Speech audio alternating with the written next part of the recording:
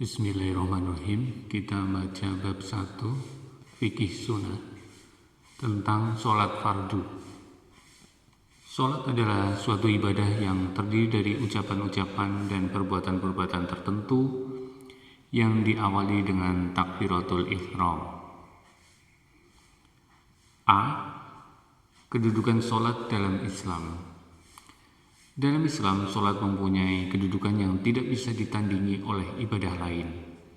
Sholat merupakan tiang agama yang hanya dengan sholat Islam bisa tegak. Rasulullah SAW bersabda, yang artinya, kepala segala sesuatu adalah Islam, sedangkan tiang Islam adalah sholat, dan puncak kemuliaan Islam adalah jihad fisabilillah. Salat adalah ibadah pertama yang diwajibkan Allah.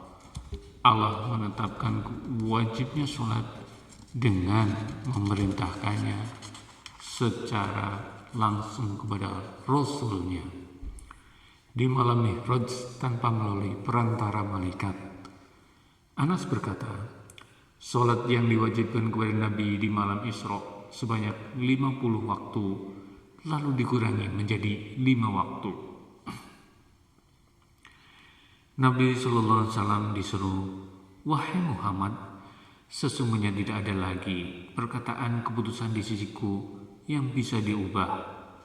Bagimu dengan 5 sholat ini sama dengan 50 sholat. Hadis riwayat Ahmad, Al-Nasya'i, Al-Tirmizi yang mensahihkannya. Salat adalah ibadah seorang hamba yang pertama kali dihitung. Abdullah bin Qurt berkata bahwa Rasulullah SAW bersabda, ibadah seorang hamba yang pertama kali dihisab pada hari kiamat adalah salat. Jika baik salatnya, baik pula amal-amal lainnya. Jika salatnya rusak, rusak pula amal-amal lainnya. Hadis riwayat Tabrani. Salat merupakan wasiat terakhir Rasulullah SAW ketika akan meninggalkan dunia. Beliau berkata di beberapa hembusan nafas terakhirnya, salat, salat, dan budak-budak wanita kalian. Salat adalah bagian dari agama yang terakhir hilang. Jika salat terlantar, berarti agama secara keseluruhan turut terlantar. Rasulullah SAW bersabda, sungguh akan hilang pegangan-pegangan Islam satu demi satu. Maka ketika habis pegangan itu, tinggallah manusia dengan pegangan yang ada di sekitarnya.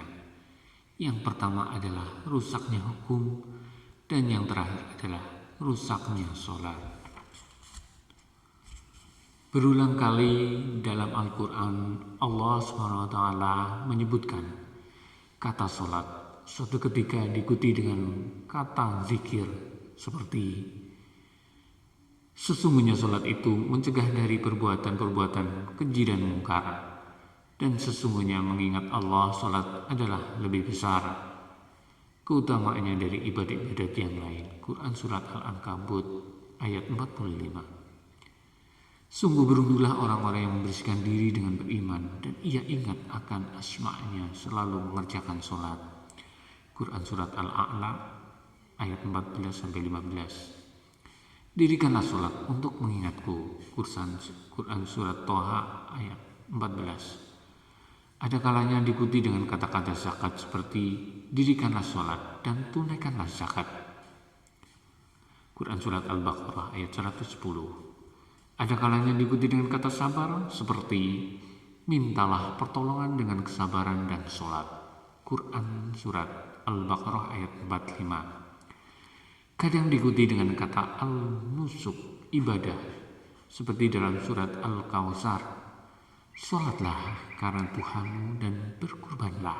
Quran Surat Al-Kawthar ayat 2. Juga dalam surat Al-An'am, katakanlah sesungguhnya sholatku, ibadahku, hidupku, dan matiku hanyalah untuk Allah, Tuhan semesta alam.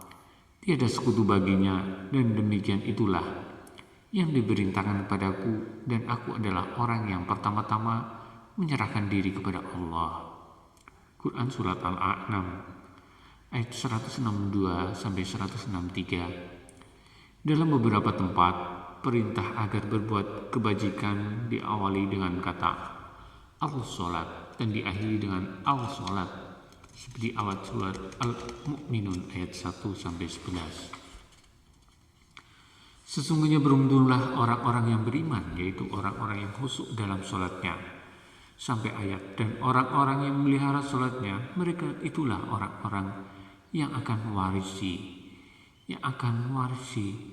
surga Firdaus, mereka kekal di dalamnya. Perintah sholat dalam Islam tampak begitu jelas. Perintah untuk menjaga sholat tetap berlaku, baik dalam keadaan mukim maupun bepergian, aman maupun takut. Allah Subhanahu wa Ta'ala berfirman, pelihara segala sholatmu dan peliharalah sholat wusta. Berdirilah karena Allah dalam sholatmu dengan khusyuk. Jika kamu dalam keadaan takut bahaya, maka sholatlah sambil berjalan atau berkendaraan. Kemudian apabila kamu telah aman, maka sebutlah Allah, sholatlah sebagaimana Allah telah mengajarkan kepada kamu apa yang belum kamu ketahui. Dalam menjelaskan tata cara sholat dalam perjalanan peperangan dalam kondisi aman, Allah Subhanahu wa Ta'ala berfirman, dan apabila kamu bepergian di muka bumi, maka tidaklah mengapa kamu mengqashar sholatmu jika kamu takut diserang orang-orang kafir. Sesungguhnya orang-orang kafir itu adalah musuh yang nyata bagimu. Dan apabila kamu berada di tengah-tengah mereka sahabatmu, lalu kamu hendak mendirikan sholat bersama-sama mereka, maka hendaklah segolongan dari mereka berdiri sholat besertamu dan menyandang senjata. Kemudian apabila mereka yang sholat bersama sujud telah menyempurnakan serokaat, maka hendaklah mereka pindah dari belakangmu untuk menghadapi musuh. Dan hendaklah datang golongan yang kedua yang belum sholat, lalu sholatlah mereka denganmu. Dan hendaklah mereka bersiap siaga dan menyandang senjata. Orang-orang kafir ingin supaya kamu lengah terhadap senjatamu dan harta bendamu, lalu mereka menyerbu kamu dengan sekaligus, dan tidak ada dosa atas meletakkan senjata-senjatamu. Jika kamu mendapat suatu kesusahan karena hujan atau karena kamu memang sakit, dan siap-siagalah kamu, sesungguhnya Allah menyediakan azab yang mengenakan bagi orang-orang kafir itu. Maka apabila kamu telah menyelesaikan sholatmu, ingatlah Allah di waktu berdiri, di waktu duduk, dan di waktu berbaring. Kemudian apabila kamu telah merasa aman, maka dirikanlah sholat itu sebagaimana biasa. Sesungguhnya sholat itu adalah kewajiban yang ditentukan waktunya atas orang-orang yang beriman. Quran Surat Al-Nisa ayat 101-103. Sesungguhnya malaikat nakir akan memperberat siksa orang yang menyepelekan sholat dan mengancam orang-orang yang menyanyiakan sholat. Allah Subhanahu wa Ta'ala berfirman, maka datanglah sesudah mereka pengganti yang jelek, yang menyanyiakan sholat dan memperturutkan hawa nafsunya, maka mereka kelak akan menemui kesesatan. Quran Surat Maryam ayat 59. Allah juga berfirman, maka kecelakaanlah bagi orang-orang yang sholat, itu orang-orang yang lalai dari sholatnya. Quran Surat Al-Ma'un ayat 4-5. Karena sholat merupakan masalah yang besar dan memerlukan petunjuk secara khusus, maka Nabi Ibrahim alaihissalam meminta kepada Tuhannya agar diri dan keluarganya dijadikan golongan orang-orang yang selalu mendirikan sholat. Beliau berdoa, Rabbi ja'alni muqimas sholati wa min dzurriyyati Rabbana wa taqabbal doa. Ya Allah, jadikanlah kami dan keturunan kami orang-orang yang selalu mendirikan sholat. Ya Tuhan kami, terimalah doa kami. Quran Surat Ibrahim ayat 40.